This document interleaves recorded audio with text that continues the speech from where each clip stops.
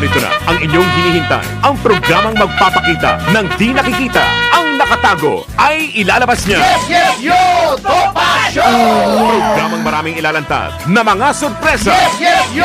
Topa Show! At ngayon, narito na po sila, ang mga kwento niyang ating mapapakinggan. Si Mr. Yes Yes Yo, Attorney Ferdy Topacio, kasama si Doc Che Lejano. Yo! Topa Show! Yeah, mga kasama! Magandang umaga po. Ngayon ay Huwebes. Ang petsa ay 29 ng Pebrero. Oras alas 11:05. At ito si Atty. Ferdy. Mamaya ka na, ha?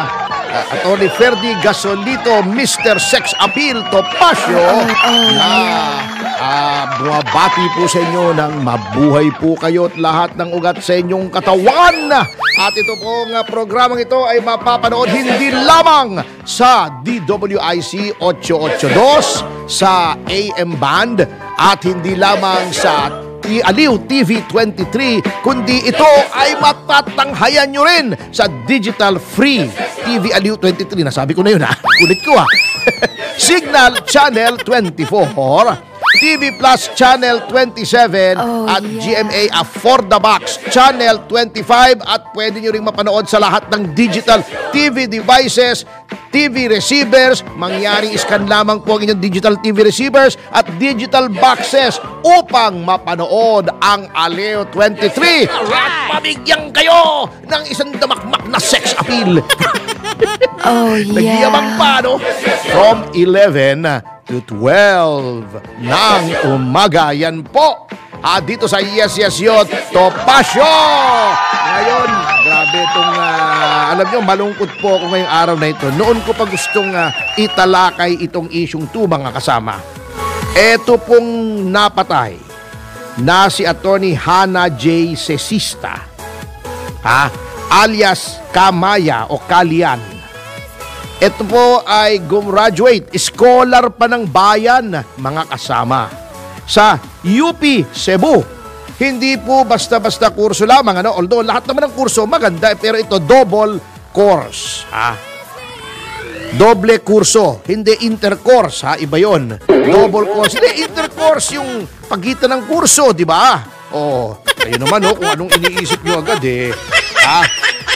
Ito ay pumasa ng bar examinations ng 2023. Ibig sabihin, noong 2023, mga Abril or Mayo, iba na po kasi ngayon, Naku, 19 kopong-kopong pa ako pumasa ng bar, Iba po noon. Ewan ko ako, Mayo, Abril lumabas yung resulta ng aking bar. At Mayo po ako sumumpa. Tanda ko yun. Okay. At ito ay isang abogada. Ngunit, siya ay na-brainwash, nauto, nalason ang isipan ng mga komunista. At alam nyo, ako ay isang magulang, meron din akong isang anak na nag-aaral ng batas. Alam nyo, masakit yan, after so many years na inasam-asam ninyo na kayo ay magkaroon ng isang abogadong anak at na inyong pinag-aral, although kahit sabihin nyo bang scholar ng bayan yan, na yan ay libre ang tuition sa UP. Ewan ko lang po ang patakaran ng UP Cebu, hindi ako pamilyar. Sino ba nakakaalam dyan? Paki-tweet lang po sa akin na ay kasi ang alam ko po sa mga state colleges, state universities and colleges, yung mga tinatawag na SUC, SUC. Hindi, baka kung ano na namang iniisip yung SUC, Hindi po yung SUC, State Universities and Colleges, Yan ay bukod sa ang tuition ay, kung kayo ay may kaya, may tuition naman, pero mababa pa rin. Subsidized pa rin ng pamahalaan. Kung kayo talaga ay mapapatunayan yung kayo ay walang kakayahan, kayo ay nasasama sa mga yung tinatawag na mga lower middle class o walang kakayanan, pwede pa rin po kayo mag-aral. Kaya lang may dalawang kondisyon, Unang-una, ang grades nyo po nung kayo ay bago pumasok sa UP ay magaganda. Sabagat scholar po ito, merit po ito Ha? Tama. Hindi naman sa pag-ano, bakit mo naman bibigyan ng libre yung mga kamoting tamad mag-aral, ano? Hindi ako naniniwala na may mga estudyanteng mahina ang utak. Meron lang masipag mag-aral at tamad mag-aral. Kasi hindi naman po ako matalino, masipag lang akong mag-aral noon. Ngayon tamad na rin. Tumatanda na. Anyway, at kayo po ay ma-maintain nyo yung quality o yung level ng inyong mga grado. At hindi lamang libre ang inyong matrikula o tuition, kundi kayo ay may stipend pa. Ano yung stipend? Buwan-buwan po, kayo ay may tinatanggap na parang sweldo, allowance para pantustos nyo sa pamasahe. Hindi po yung pamasahe na pupunta kayo sa sauna, ha? Magpapamasahe kayo ron. Yung, sir, ano ba? Powder, lotion, or oil. At may extra service pa. Hindi pwede yun. Hindi yung pamasahe na yun. Oh, yeah. Yung pambayad po sa transportasyon. Kasi yung iba, pag sinabi pamasahe, masahe, iba yun po. Wag yun. At baka malulun kayo sa extra service. Hindi na kayo mapag-aral nun. Kasi maghihina na kayo, makakatulog kayo. Abayan! At saka syempre, yung ibang pantustos nyo.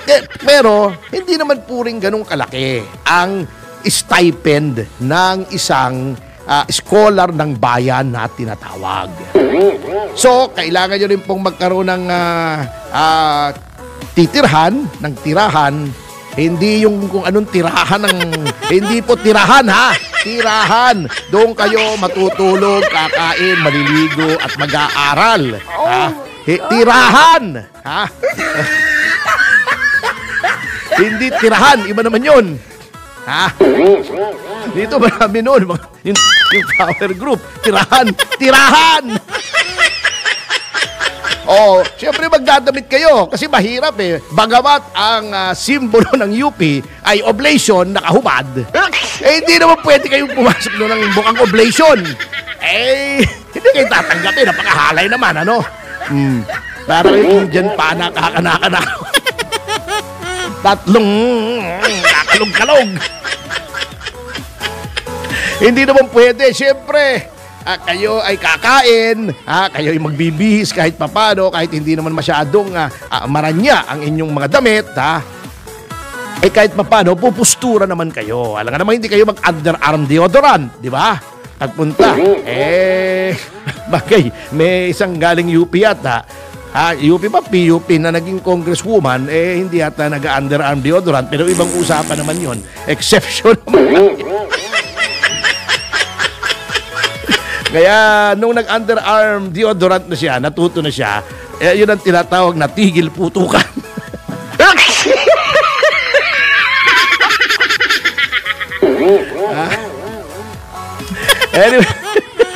Anyway, hindi po natin tinatawanan itong pangyayaring ito, ha? At tayo ay nagko-komento lamang kasi sayang po yung ginugol nung gobyerno para pag-aralin itong taong ito, itong batang ito, ha?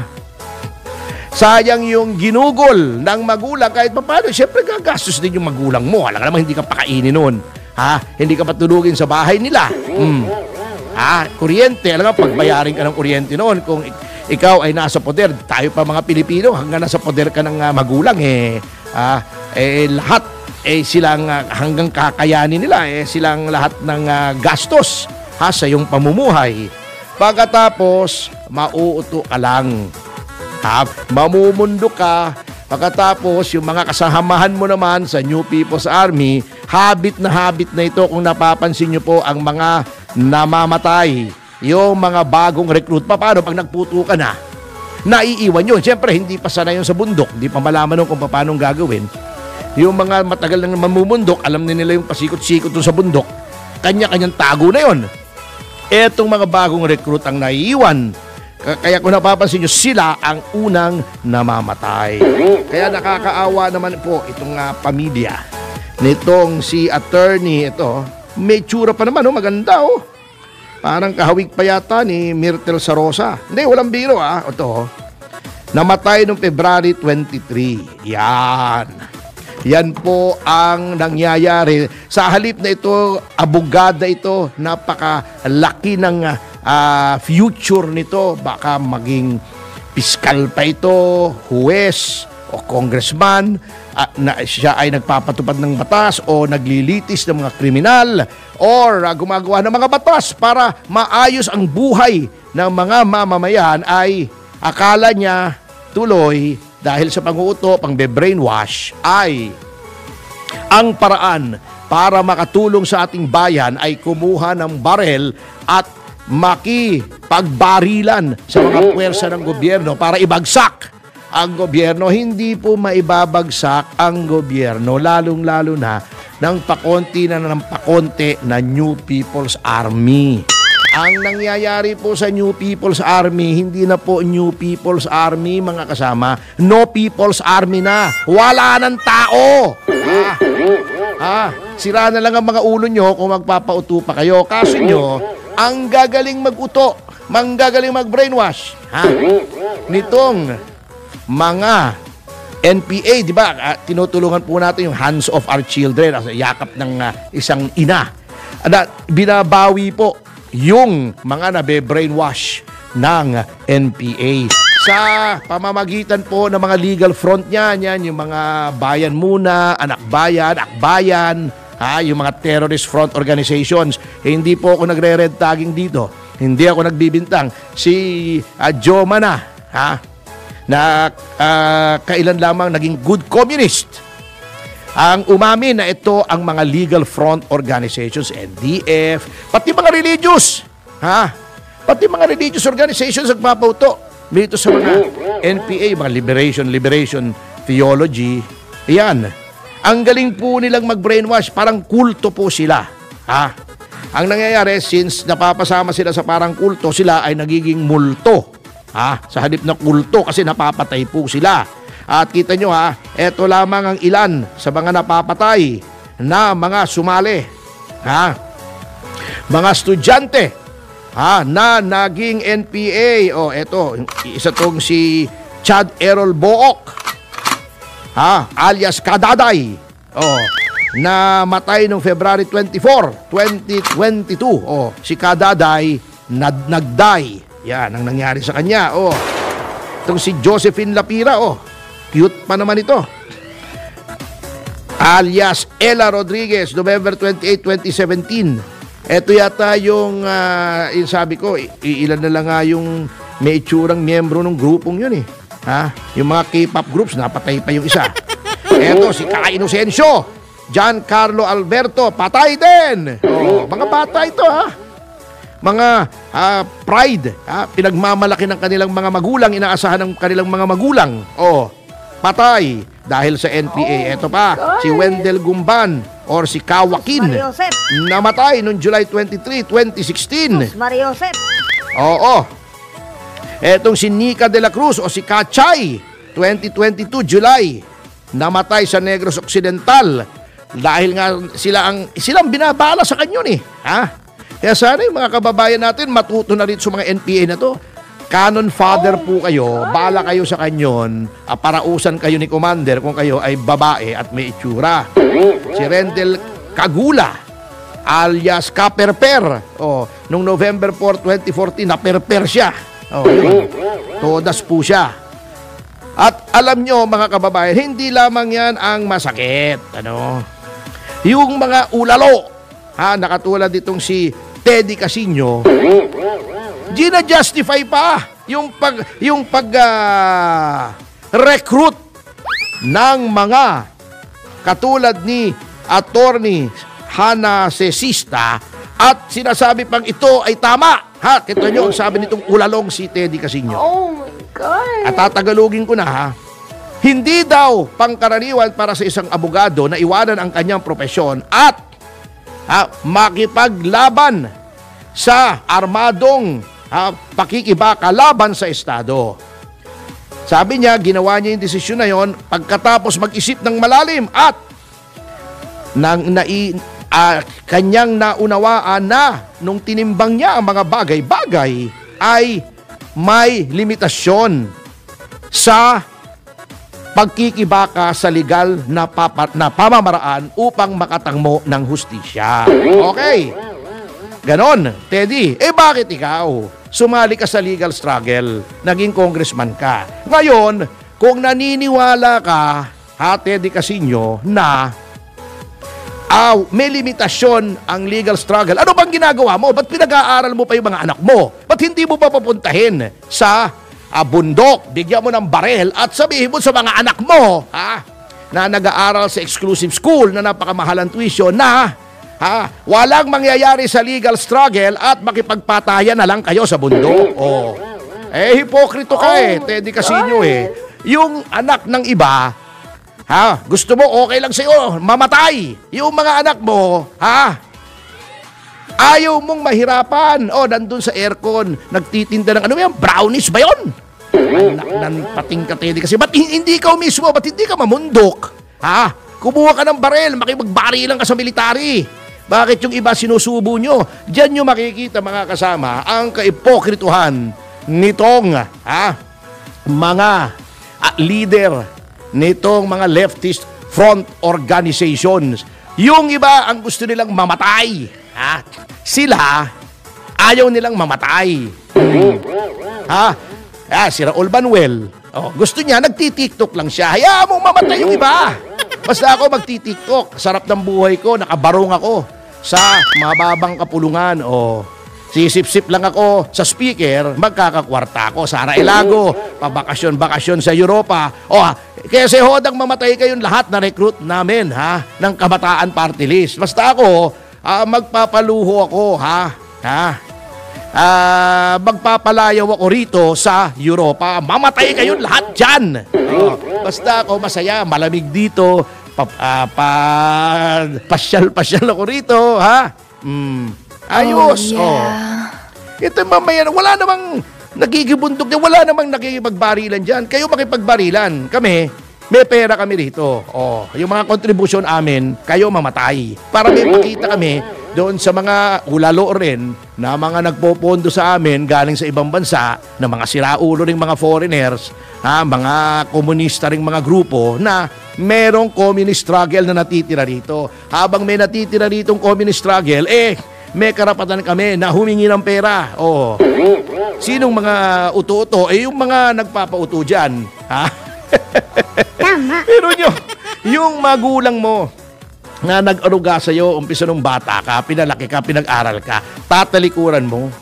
Yung isang pumunta kami sa Supreme Court, biro mong yung anak niya, dahil daw sinabi sa kanya ang Jollibee ay di umano ay maliit ang binabayad sa mga trabahador, hindi na siya kakain sa Jollibee. Nagagalit siya sa pamilya niya pagka kumakain sa Jollibee. Anong kaulaluan yan, di ba? Bakit? Pag hindi ka ba kumain sa Jollibee, tataas yung sweldo ng mga taga-Jollibee. Gumawa ka ng paraan sa legal na bagay, katulad ng iba, pinapataas yung minimum wage, Kung kailangang mag-organize ng union, na maayos na union, na illegal na union, na hindi yung union panggulo. Katulad ng Kilosang Mayo 1, basta pinasukan niya, ulalong grupong yan, nagsasara. Yung mga kumpanya, kasi sila ay nag-strike for the sake of striking. Mahirap makipag-reason dyan. Hindi katulad ng mga TUCP. Yan yung mga maayos na mga moderate na bukas sa dialogo sa pamamagitan ng labor, mga laborers at mga may-ari ng negosyo. Diba? Yan. Maraming paraan para itaas ang antas ng pamumuhay ng mga kababayan natin nang hindi ka nambabasto sa pamilya mo, hindi ka nakikipagpatayan. Ayan, ano nangyari? Eto nga, sige, bago tayo mag-break, Teddy Casino, hamon ko sa iyo.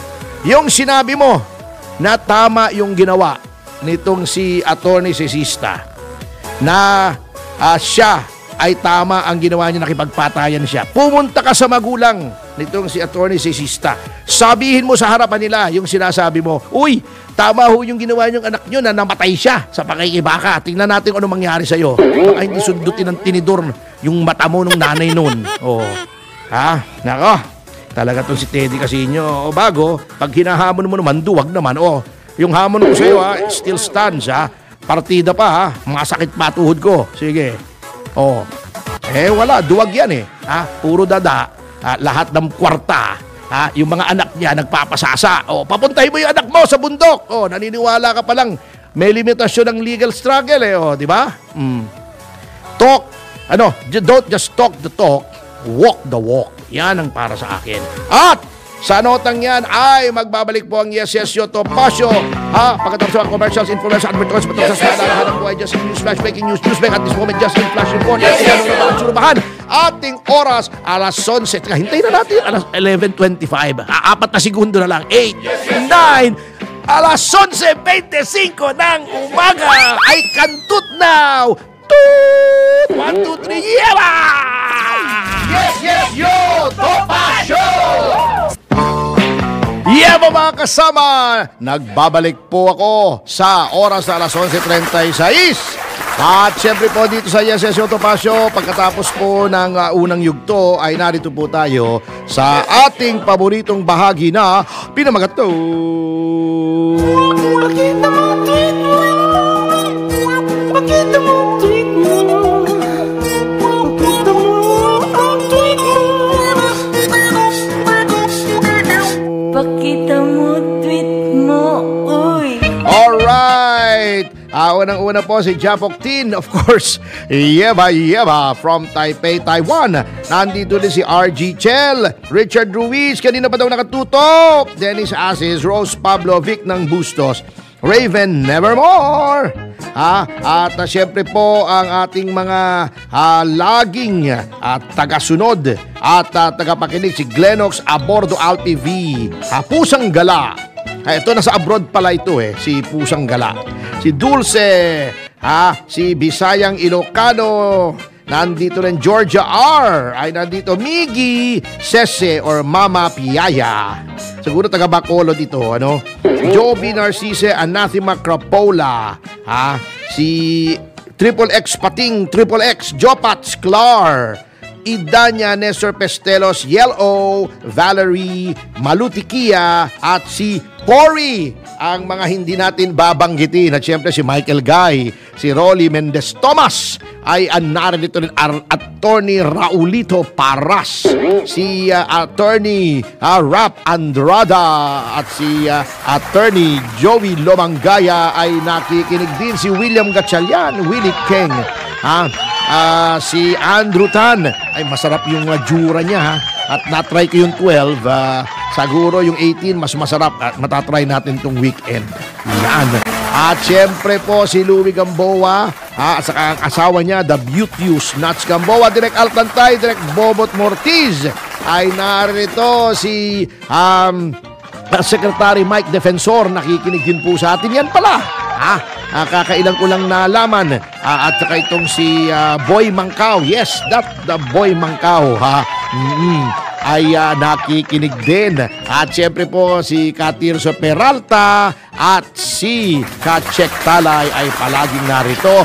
Thank you very much for watching. Okay. At alam niyo po kanina nung nagre-report tayo dun sa eto nga ang ating mga congressman ay walang magawa kundi chacha na wala namang kakwenta-kwenta at kamote pala. Nabuking pa. Alam nyo, kaya nawawala minsan ang tiwala ng taong bayan dito sa Kongreso. And when I say Congress, I mean the lower house o the House of Representatives. Huwag daw gamiting lower house.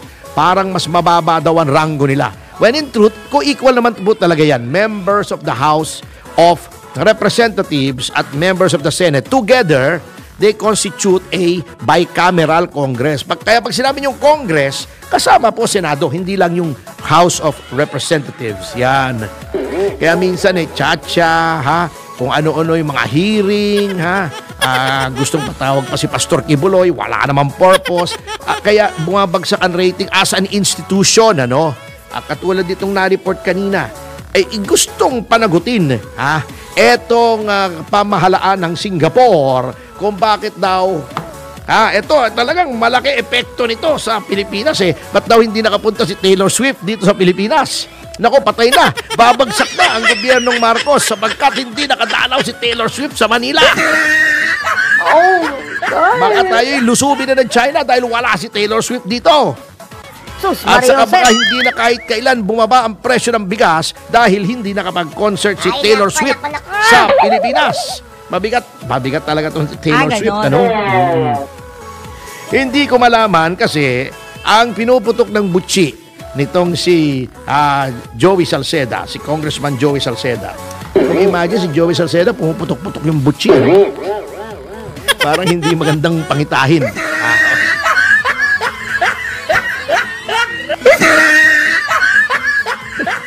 Ano naman tawa yan? Si Wenner ba nandyan? Hindi yung tawag yan, ha? Oh, yeah. Ay, nako. Ay, bakit daw? Gusto pa niyang magpadala ng note verbal sa embahada ng Singapore dito sa Pilipinas kung bakit daw binigyan ng incentive, ng pamahalaan yung production na naghahandle ng world tour ni Taylor Swift. Ang kondisyon ay hindi pupunta sa ibang ASEAN country si Taylor Swift. Alam niyo po, ganyan po talaga ang trabaho ng isang gobyernong matino. Alam niyo po yun, ha? Na naghihikayat po ng mga tao, mga events, mga world famous events na sila po ay doon gagawin. Iyan po ang ginagawa sa Olympics. Di ba nagbibid? Sa Olympics ba nagbibid? Ha? Baka akala nyo taasan ng kamay. Sinong gustong mag-host ng Olympics? Ikaw muna, bago ikaw. Hindi po.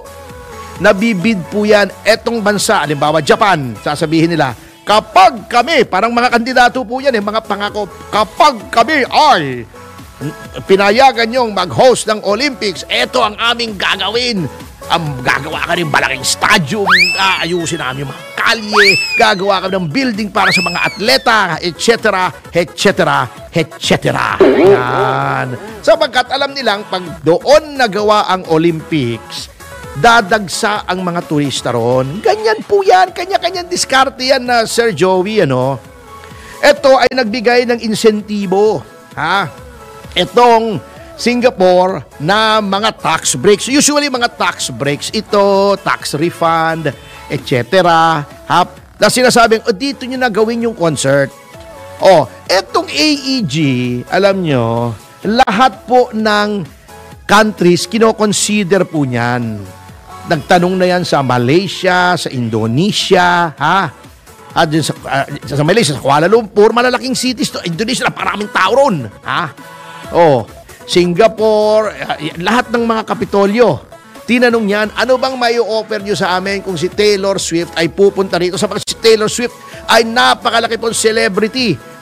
Person of the year yan nga ng Time Magazine. Billion pong kinikita niyan dahil sa daan-daang milyong fans. Oh, yeah. Big time yan Kaya nililigawan yan. Bakit hindi tayo nagbigay ng incentive? At tayo nagsabing, kung ang incentive ng Singapore ay 3 milyon, kami 4 milyon. Wala pong masama dyan. Sinasabi niyong mabuting kapitbahay, kasamahan, maganda relasyon. Wala po yan. Paano naman kasi pupunta rito yung mga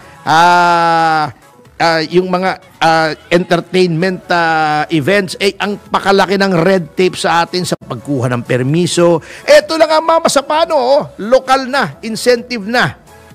Yung Film Development Council of the Philippines nangako more than a year ago. May subsidy ang lahat ng MMFF, entries ng 500,000. 300 binigay, 200 pahirapan pa. May requirement na tinupad namin. Nagdagdag ng requirement after the fact. Anong klase yan? Bago magreklamo kayo, bakit ganito? Walang gumagawa ng pelikula rito. Patay ang movie industry. Luku-luku lang ang gagawa ng pelikula rito katulad ko buti kung lahat ng tao luku-luku katulad ko. Pakahirap pong gumawa ng pelikula rito. Anyway, babalikan po natin yan sa pagbabalik ng Yes Yes Yo Topacio. Ating oras ay alas 11:45 eksakto. I can toot now para sa signal na ito. Toot! 1, 2, 3. Yeah! Yes Yes Yo Topacio! Mga kasama, magandang umaga po. Ang ating oras alas 11:50 at narito na tayo sa huling yugto ng Yes Yes Yo Topacio. Mamuli po, Atty. Ferdy Topacio, bumabati sa inyo ng mabuhay kayo at lahat ng ugat sa inyong katawan. Okay, babalik tayo rito sa concert, ano? Kasi ginawa na rin nilang matter of national security. Itong si Taylor Swift. Kasi ang tingin nila, pag pumunta rito sa si Taylor Swift, ay hindi na papasok sa West Philippine Sea ang mga barko ng China. Oh. Hindi ako makaget over, ano? Papadala ng note verbal yung gusto ni Congressman Salcedo, padalhan ng DFA natin ng note verbal yung embahada ng Singapore. Uy, bakit naman sinono nyo si Taylor Swift? Isipin nyo, hindi ba kengkoy? Taylor Swift yun eh. Taylor Swift yun po Sana, nag-violate sila ng Anti-Dumping Act, ano? O kaya nag-dump sila rito ng mga basura at tulad ng Canada. Ng titing na buhay ito eh. Nagiging katawa-tawa eh. Unang-una kasi po isipin nyo naman kung kayo yung AEG, si Taylor Swift. Titingnan mo Maynila. Okay. Saan pwedeng mag-concert si Taylor sa Maynila? Sa Pilipinas na. Sa Philippine Arena. Ang Philippine Arena po maganda. Hindi mapagkakaila. Ang problema po sa Philippine Arena, yung papunta't paalis ay nagtatraffic pag maraming tao. Siyempre, Taylor Swift yan eh. Hindi naman 100 piso yung ticket eh. Napakamahal. Ano nga sa black market nga, umaabot ng 30,000, 40,000. Grabe Isipin nyo yun Isipin nyo. Naisip nyo na? Okay, good. Okay. Hindi nagsayon yung Coldplay lang nga eh. Hindi naman ganun katanyag ang Coldplay. Kami mga thunders lang nakakakilala sa Coldplay eh. Si Presidente Marcos hindi naman lahat naka-helicopter katulad ni Presidente Marcos. Paano kung gustong manood ni Sandro at saka ni Alexa Miro ng Taylor Swift? Mag-cha-chopper na naman sila. Di ang mangyayari, babatikusin na naman sila. Pwede matulog na sila sa Philippine Arena isang araw bago mag-concert, di ba? Dala sila kumot sa Asuncion. Ang hirap ng infrastruktura eh. Saan pa pwede? Hindi naman pwede sa Folk Arts Theater. Ang liit ng capacity. Saka lumang building na po yun eh. Yung Cultural Center, lalong mas maliit. Lalo na mas pa, no? Sobrang lumiit, parang ako. Lalo na mas pa, Wala eh. Wala po. Araneta, maliit na po. Doon, big dome yun. Pinakamalaking dome. Sa Asia, pinakamalaki. Ngayon po, wala na. Nalagpasan na ng katakot-takot. Yun sa Davao naman, di pa tapos yung Kingdom. Yun 80,000 yata yun. 70,000 people. Saka high-tech yun. Kanya lang, hindi pa tapos. Kasi binibuisit nyo si Pastor Kibuloy. Paano matatapos yun? Dapat magandang venue. Wala po eh. Yan ang problema. Traffic dito.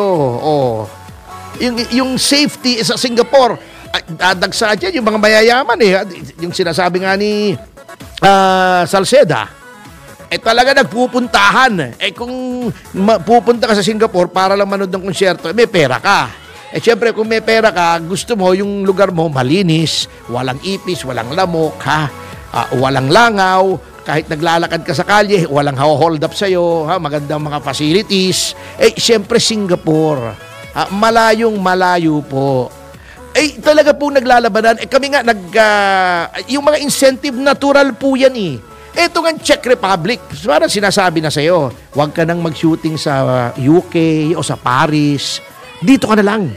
Lahat dito pwedeng gawin. Meron kaming lugar dito mukhang Paris. Meron kaming lugar dito mukhang London. Plus, kung gagamitin mo mga local talent namin, katulad noon, gumamit kami ng actress nila na taga roon, ang mga technician namin ay syempre, yung iba doon, alam nga namang ilipad namin lahat, napakamahal, may tax rebate ka. May ilang porsyento nung nagastos mo, ibabalik po sa'yo. At ang bilis! Bago kami nakaalis doon, bumalik na. yung tax rebate ng Borracho Film. 10 araw lang kami. Noong pang 10 araw, alam nilang aalis na kami, tapos na ang shooting. Ibinalik na sa amin, binigay na sa amin yung rebate ng tax. Ganun kabilis. Dito, ano na ba ngayon? Isang taon at 2 buwan na, 200,000, hindi pa mabayaran ng Film Development Council of the Philippines. Sus, Mario Josep! Oo. Ngayon, nag-comply ka na. At alam niyo kung ano yung hinihinging compliance sa amin? Trailer daw. Noong mga Masapano. At saka yung mismong pelikula. Sabi ko, bakit? Para mapatunayan daw nila na entry sa MMFF. Hindi mo ba alam na entry sa MMFF yun? Lahat ng tao alam na entry sa MMFF. Yung pinalabas sa sine. Nagparada kami. Nag-announce ang MMDA, ito mga entry sa MMFF. Hindi mo pa alam na entry yung mga Masapano sa MMFF? Ang hina naman ng kukutin yung mga nasa Film Development Council. Paano kayo makaka-develop ng film dito? Paano kayo makaka-attract ng mga tao? O kita nyo, anong huling international movie na maganda na sinut dito? Yung Bourne Identity ba yun? O yung Bourne, basta, yung Jason Bourne na series. Ang balita ko, nagbuwisit daw, nagbuwisit yung mga tao sa kakukuha ng permit, ganito, ganon, nag-shooting dito. Hindi na naulit. Wala nang movie na nagsushoot dito. Samantalang sa Prague, sa Czech Republic, napakarami. Sa Canada, may film council sila. Lalapit ka ron, one-stop shop, nandun na lahat. Kailangan mo ng talent, eto may listahan. Kailangan mo direktor, may listahan. Kailangan mo equipment, may listahan. Then, magkano gagasusin mo dito? 100,000 US, balik namin sa iyo 20% yan bago ka umalis dito. Yan ang talagang ginagawa ng mga bansa para makaligaw ng mga magpapasok ng pera. Kung mahina ang diskarte ng tourism natin, mahina yung film industry natin, mahina yung DTI, wala po tayong magagawa. Pupunta talaga sa iba yan. Hindi magtsatsaga yan dito. Di ba? Bago ang magwe-welcome pa, makikita pa nila paglapag nila rito si Joey Salceda. Talagang hindi pupunta.